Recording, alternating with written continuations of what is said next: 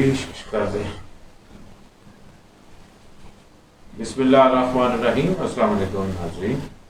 T F D news studio سے میں ہوں مبشر جی, اور آج کا ایک بہت ہی خصوصی پروگرام ہے ہمارا, اور ہمارے ساتھ جو گیسٹ ہیں ثنا شریف الدین پیرزادہ صاحب. السلام علیکم. وعلیکم السلام. کیسی ہیں آپ؟ ٹھیک ہے ناظرین. ثنا شریف الدین پیرزادہ صاحبہ پروفیشن کے اعتبار سے بیرسٹر ہیں, اور بہت سا ان کا ایک پروفائل ہے جس کے بارے میں ہم ان سے پوچھیں گے, اور ان کا ادارہ جو ہے ورچوئل لیگل ایڈوائزری, اس کے بارے میں بھی جاننے کی کوشش کریں گے, اور یہ ادارہ کیا کام کر رہا ہے معاشرے کے لیے, کیا اور عوام کے لیے کیا جو ہے وہ سہولت یا کوئی خدمات پیش کر رہا ہے, اس کے بارے میں بھی آج جاننے کی کوشش کریں گے. ثنا آپ بتائیے گا ہمارے ناظرین کو کہ آپ چونکہ پہلے بھی یہاں پہ پروگرام بھی کرتی رہی ہیں, اور آپ کے بارے میں جو ایک پروفائل ہے وہ اس طرح ہے کہ آپ ایک رائٹر بھی ہیں, آپ کی بکس جو ہیں وہ پبلش ہوئی ہیں, ناول لکھی ہیں آپ نے, لیکن جو لیگل سائڈ پہ آپ کام کر رہی ہیں, آپ نے جو ایجوکیشن حاصل کی ہے, ایک تو اس کے بارے میں تھوڑا بتائیے, اور دوسرا یہ کہ جو آپ نے ادارہ قائم کیا ہے یہ کیا خدمات پیش کر رہا ہے. Thank you sir. مبشر صاحب, میں 5 ایئرس میں نے ڈیڈیکیٹ کیے to the study of law U K میں. تو میں نے کنگس کالج سے اپنی تعلیم حاصل کی, ایل ایس سی سے میں نے ماسٹرز کیا لاء میں, اور کرمنالوجی میں نے اسپیشلائز کیا. مجھے کرمنل جسٹس اور ہیومن رائٹس کا بہت شوق تھا, اور وہ ابھی جب ہم بات کریں گے تو اس کی ڈیپتھ میں بھی میں جاؤں گی. اور پھر اس کے بعد پھر میں نے بار ووکیشنل کورس کیا, and I was called to the bar at Lincoln's Inn. اچھا, یہاں آ کے جیسے آپ نے کہا رائٹنگ میں, تو میں کافی سارے ہیٹس میں پہنتی ہوں. Writing is a passion of mind, تو اس میں تو خیر میں بہت زیادہ انوالوڈ ہوں. بٹ اپارٹ فرام دیٹ میں لیگل ایکڈیمک ورلڈ میں بھی رہ چکی ہوں, اور ایز اے لاء لیکچرر بھی میں نے کئی جگہوں پہ کام کیا ہے. پچھلے 9 سال سے ایکسیلریٹ پرائیویٹ لمیٹیڈ میں I have been working there as a legal adviser and as a director as well. اور پوسٹ کووڈ میں نے اپنا یہ پلیٹ فارم بنایا ہے جو کہ ہے VLA ورچوئل لیگل ایڈوائزری. یہ میرا اپنا انڈیپینڈنٹ جو ہے یہ پلیٹ فارم ہے. یہ آپ کا اپنا ایک انیشیٹو تھا؟ جی. اچھا, ورچوئل سے تو ظاہر ہے یہ سمجھ آتا ہے کہ آپ آن لائن بھی جو ہے وہ سروسز پرووائڈ کرتی ہیں, تو کس طرح کی چیزیں جو ہیں, کس طرح کے کیسز آپ کے سامنے آتے ہیں جن کو آپ سروسز پرووائڈ کر رہے ہوتے ہیں؟ اچھا, پہلے تو یہ مبشر صاحب کہ جو VLA کا بیک گراؤنڈ ہے وہ یہ ہے کہ کووڈ کے جو دن تھے لاک ڈاؤن کے, اس میں اوبیسلی فزیکل میٹنگز نہیں ہو پا رہی تھیں. Over the past couple of years میرے پاس بہت سارے کلائنٹس آئے, primarily female clients, family cases کے لیے جس میں خلا بھی تھا, maintenance, child custody. And they found some kind of comfort کہ بھائی ہم کسی فیمیل لائر سے بات کر لیں, کیونکہ ابھی آگے جا کے بھی ہم اس بارے میں بات کریں گے کہ in terms of family cases stigma بھی بہت ہوتا ہے. پیپل فیل ویری ڈسٹریسڈ کہ بھائی ہم اوپن اپ نہیں کر سکتے اپنی فیملی کے ساتھ یا فرینڈس کے ساتھ. تو میں نے یہ ورچوئل پلیٹ فارم اس لیے اسٹیبلش کیا کہ بھئی اگر انیشل میٹنگز ہیں اور اس وقت لاک ڈاؤن کا زمانہ تھا تو ہم لوگ آن لائن کر لیں, اگر پھر اس کے بعد فزیکل میٹنگ کی ضرورت ہو so we can move to that. تو یہ شروع ایسے ہوا. اچھا, جو چونکہ ایڈوائزری ہے تو اٹ مینس کہ ایڈوکیسی یا ایز اے ایڈوکیٹ کی جو فیسلٹیز ہیں وہ یہ ادارہ پرووائڈ نہیں کرتا, بلکہ ایڈوکیٹ اور کلائنٹ کے درمیان کا جو ایک اس کو جو ایک طرح کی اسسٹنس چاہیے وہ آپ پرووائڈ کر دیتے ہیں, اور اس کا جو ہیزیٹیشن ہے وہ بھی دور ہو جاتا ہے. اور ایک طرح سے بعض دفعہ ہوتا ہے نا کہ لوگ بڑے انکمفرٹ فیل کر رہے ہوتے ہیں, خاص طور پہ لیڈیز, کہ وہ لائرز کے پاس جائیں کہ نہ جائیں, کورٹ کچہری کریں یا نہ کریں. پھر یہ ہے کہ ہماری پتہ نہیں کون سی بات کا پتہ چل جائے گا, پھر پتہ نہیں کتنے پیسے مانگ لیں گے. تو ان ساری چیزوں کو آپ کور دے دیتے ہیں؟ سر, تو بیسکلی ہوتا یہ that I act as a medium between the clients and the litigators. Though by profession I am also a litigator. میرا جو رول ہے it's limited primarily to an advisory service, جہاں پہ انیشلی جب کلائنٹس آتے ہیں تو ان کو کبھی کبھار لٹیگیشن میں جانے کی ضرورت ہی نہیں ہوتی ہے. وہ صرف ایک بیسک ایڈوائس کے لیے آتے ہیں جو کہ میں پرووائڈ کر دیتی ہوں on a certain number of areas, جس میں family is one of the primary areas. اس کے علاوہ ہمارا جو یہ پلیٹ فارم ہے it's an educative platform as well. تو from time to time we conduct webinars. اب تو خیر زمانہ چینج ہو گیا پوسٹ کووڈ, تو اب فزیکل سیمینارز بھی اب ہو رہے ہیں.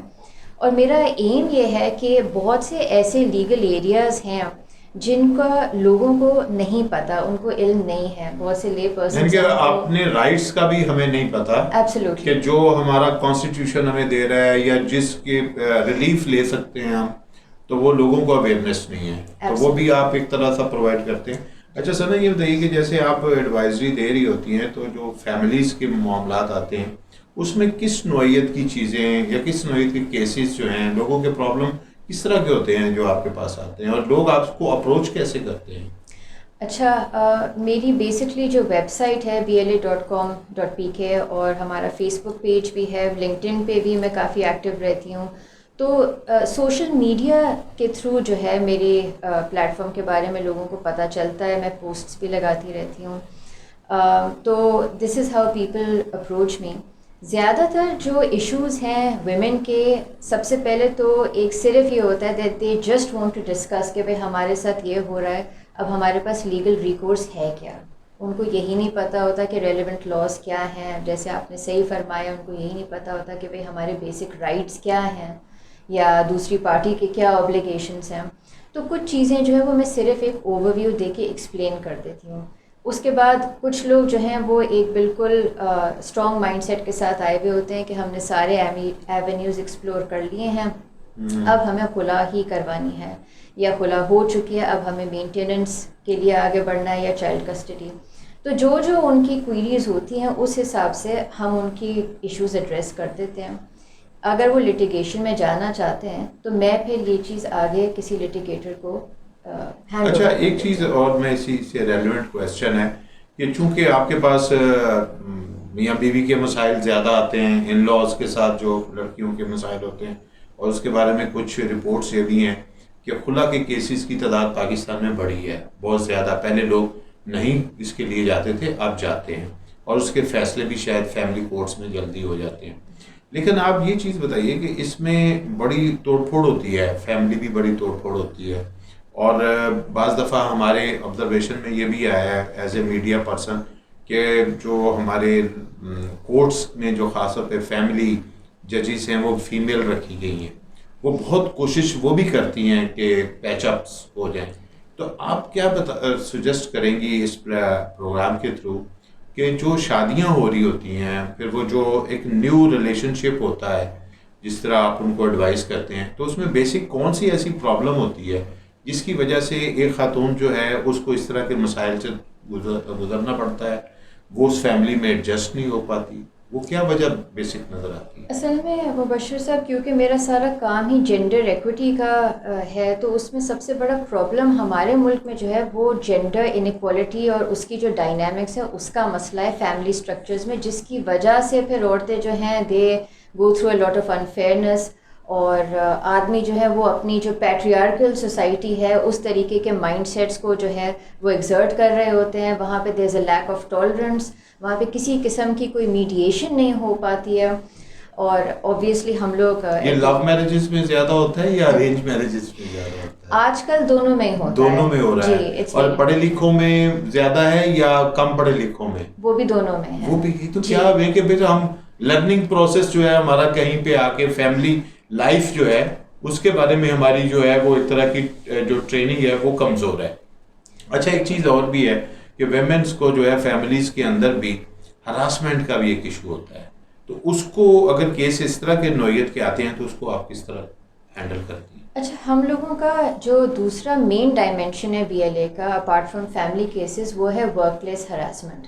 اور اس میں کیونکہ پچھلے کافی سالوں سے میرا HR کنسلٹنسی سے بھی ایک افیلیشن رہی ہے، تو ہم لوگ بیسکلی ایڈوائز کرتے ہیں آرگنائزیشنس کو کہ بھئی آپ کی جو ورک پلیس پالیسیز ہیں ریگارڈنگ سیکشول ہراسمنٹ وہ کیسے اسٹرینتھن ہونی چاہیے in accordance with the acts جو پاکستان میں. اب ہمارے پاس دو بہت امپورٹنٹ اسٹیچوٹس ہیں، ایک 2010 کا ہے prevention against work place harassment for women act, پھر 2022 میں بھی یہ ایکٹ پروونشل ہے، پروونشل اسمبلی نے کی نہیں فیڈرل ہے، فیڈرل اسمبلی سے ہوا ہے. ٹھیک ہے. تو انہوں نے بہت ساری چیزیں ایکسپلین کی ہوئی ہیں اس ایکٹ میں کہ کمپلیننٹ کون ہو سکتا ہے، ورک پلیس کی ڈیفینیشن بھی دی ہوئی ہے کہ بھائی ورک پلیسز میں کون کون سی جگہیں، چاہے وہ انسٹیٹیوشنز ہوں، چاہے آفیسز ہوں، چاہے وہ جمز ہوں، چاہے وہ اسٹوڈیوز ہوں، کوئی سی بھی جگہیں ہوں تو بہت ساری ڈیفینیشنز اس میں دی ہوئی ہیں. ابھی ریسنٹلی بھی بلکہ سپریم کورٹ کا ایک ججمنٹ آیا ہے کچھ دن پہلے جو نادیہ ناز کا ایک کیس تھا, اور اس میں وہ پی ٹی وی کے حوالے سے تھا. جی. تو اس میں جو سپریم کورٹ ہے انہوں نے یہ چیز کلیریفائی کیا ہے کہ بھائی پریویسلی سیکشول ہراسمنٹ کی جو ڈیفینیشن تھی it was a very limited and a very narrow definition, جس کا فوکس جو تھا وہ بیہیویئرس پہ تھا which was of a sexual nature. اب جا کے جو ایمبٹ ہے اس کو براڈن کیا گیا ہے اور وہاں پہ اب فوکس کیا گیا ہے کہ جہاں پہ gender discrimination who which creates a hostile work place environment. تو اس ایمبٹ کو براڈن کرنے سے فائدے بھی بہت ہوں گے. اینڈ میری اپنا جو اوبیسلی سجیسشن ہے وہ یہ ہے کہ بہت سی آرگنائزیشنز جو ہے انہوں نے اپنی ایچ آر پالیسیز میں کوڈ آف کانڈکٹ میں یہ مینشن کیا ہے پورا ہراسمنٹ کا پروسیجر کہ انکوائری کمیٹی کیسے فارم ہوگی, لیکن ابھی بھی اس میں کام بہت سارا کام کرنے کی ضرورت ہے. اس کی وجہ ہے کہ مثلا اگر کوئی انکوائری بھی کنڈکٹ ہوتی ہے تو موسٹلی وہ اسی آرگنائزیشن کے لوگ ہی پہلی انکوائری کرتے ہیں. اور اس میں جو ہمارے سامنے کچھ میڈیا میں رپورٹس بھی آئی تھیں, کراچی یونیورسٹی میں ایک بڑا کیس ہوا تھا, پھر اس کے میں نے ایک سروے دیکھا تھا کہ جس میں کس پروفیشن میں جو ہے وہ ورک پلیس ہراسمنٹ زیادہ ہوتی ہے.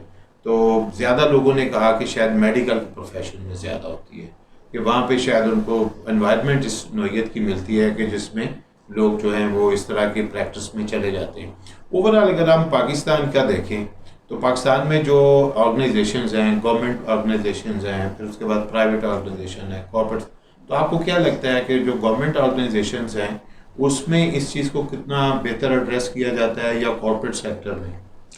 کارپوریٹ سیکٹر میں زیادہ ٹرانسپیرنسی میرا خیال سے, گورنمنٹ سیکٹر میں اینڈ اوبیسلی ظاہر ہے میں کوئی نہیں بولنا چاہوں گی زیادہ, بٹ آل آئی سے از کہ ابھی بھی جنرلی ان پاکستان یہ ہش ہش اور سیکریسی والے اسپیکٹس بہت سارے ہیں کہ اگر کوئی ایپیسوڈ ہو جائے بجائے اس کے کہ اس کو پراپرلی ایڈریس کیا جائے یا میڈیا تک بات پہنچے تاکہ اور لوگ بھی اس سے ایک سبق سیکھیں, اسے آپ ہش کر دیتے ہیں. اور نارملی ہوتا یہ ہے کہ بھی اگر کسی کے ساتھ کوئی حادثہ ہوا ہے اس کو سجیسشن یہ دیا جاتا ہے نوکری چھوڑ دو اور کہیں اور چلے جاؤ, and this has to stop. میرا خیال ہے کہ اس میں ویمن کو شاید یہ تھریٹ دیا جاتا ہے کہ آپ کی آگے لائف جو ہے نا وہ ڈسٹرب ہو جائے گی, آپ کے اوپر ایک اسٹگما لگ جائے گا کہ آپ کے ساتھ یہ ہوا تھا, تو وہ آپ کو خاموش رہنا چاہیے. یا جو جس پہ ایلیگیشن ہے اس کی پرسنالٹی اتنی بڑی ہے یا اتنا اس کا نام ہے تو اس کو سیو کرنے کی کوشش کی جاتی ہے. یہ دونوں چیزیں میرا خیال ہے کہ سامنے آتی ہیں, جس کی وجہ سے شاید وہ جو جسے ہم انصاف کے تقاضے کہتے ہیں وہ پورے نہیں ہوتے.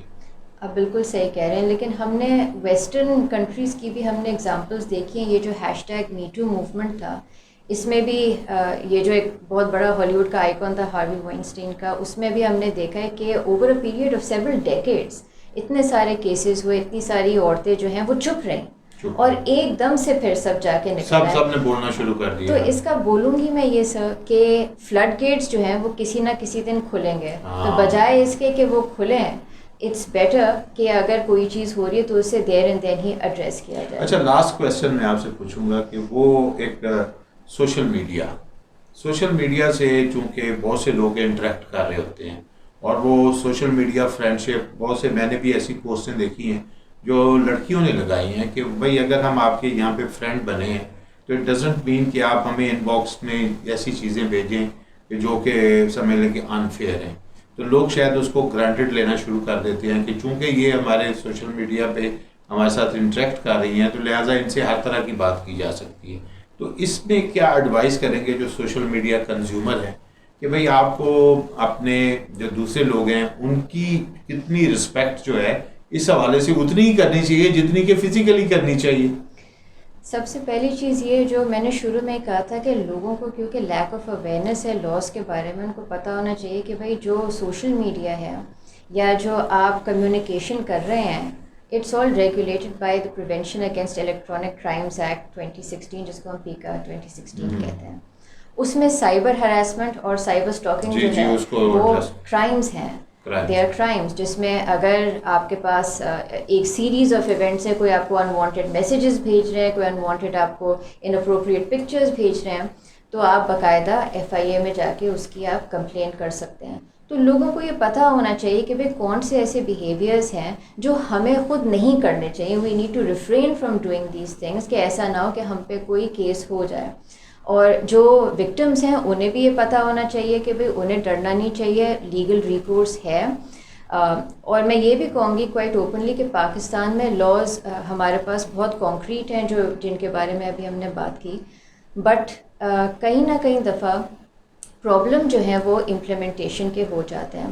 بٹ مبشر صاحب یہ بھی میں آپ سے کہوں گی جو سوشل میڈیا کے حوالے سے آپ نے بات کی, کیونکہ سوشل میڈیا اب اتنا پاپولر ہو چکا ہے as a medium to vocalize social issues یا issues of miscarriages of justice. اب کوئی سا بھی ایک حادثہ ہوتا ہے, ہم بجائے اس کے کہ پولیس کا انتظار کریں یا کسی وکیل کا انتظار کریں, ایک پوسٹ سوشل میڈیا پہ چلی جاتی ہے تو پوری دنیا میں ہنگامہ ہو جاتا ہے, اینڈ اس میں پھر پولیس بھی شامل ہو جائے گی اور انسٹیٹیوشنس جو ہیں. تو اس کی پاور سے بھی جو ہے کچھ جسٹس میں کچھ اضافہ ہوا ہے. بہت شکریہ ثنا, آپ نے بہت ہی انلائٹنڈ کیا ہمارے ناظرین کو. ناظرین, آپ نے سنا کہ جو ثنا پیرزادہ نے جو گفتگو کی ہے اس میں 2-3 چیزیں بڑی اہم ہیں. سب سے پہلی تو یہ ہے کہ اویئرنیس کا بڑھنا. ہمیں پتہ ہونا چاہیے خاص طور پہ خواتین کو کہ ان کے رائٹس جو ہیں جو پروٹیکٹڈ ہیں, جو کانسٹیٹیوشن آف پاکستان ان کو دیتا ہے, تو وہ اگر ان کے ساتھ کوئی زیادتی ہو رہی ہے یا کچھ زیادتی ہو سکتی ہے یا کوئی پرابلم ایسی آ رہی ہے خاص طور پر ہراسمنٹ کے حوالے سے یا فیملیز کے جو افیئرز ہیں اس حوالے سے, تو ان کو اس کا نالج ہونے. اگر وہ آپ کو نہیں پتا تو جو ادارہ VLA ثنا پیرزادہ جس کو رن کر رہی ہیں, آپ اس کو اپروچ کر سکتے ہیں, ان کے سوشل میڈیا اکاؤنٹ سے اپروچ کر سکتے ہیں, اس کی ویب سائٹ سے اپروچ کر سکتے ہیں. اور ایک چیز جو کہ مردوں کو میرا خیال ہے سمجھنی چاہیے وہ ایکویلٹی کا ہے, کہ جو انہوں نے کہا جی جو لوگ یہ سمجھتے ہیں کہ چونکہ کسی کے عقد میں کوئی خاتون آئی ہے تو لہذا اس کے ساتھ ہر طرح کا سلوک ہو سکتا ہے, جس کے بعد ایسے پرابلم کریٹ ہوتے ہیں کہ خواتین جو ہے اس فیملی کو بریک کرنے کے لیے تیار ہو جاتی ہیں, جو کہ اس کے لیے بہت مشکل ہوتا ہے. جبکہ اس کی اولاد بھی ہو جائے, بچے ہوں, چھوٹے چھوٹے بچے ہوں, ایون دین وہ اس چیز کو عذاب کو اپنے ساتھ لے کے چلنا جو ہے اس کے لیے دشوار ہو جاتا ہے. ساری چیزیں اس حوالے سے ہیں کہ جب ہم اپنے رائٹس کی بات کرتے ہیں لیکن ہم دوسروں کے رائٹس جو ہیں ان کا بھی احترام کریں. اس کے ساتھ ہی اجازت دیجیے. اللہ حافظ. تھینک یو مبشر صاحب.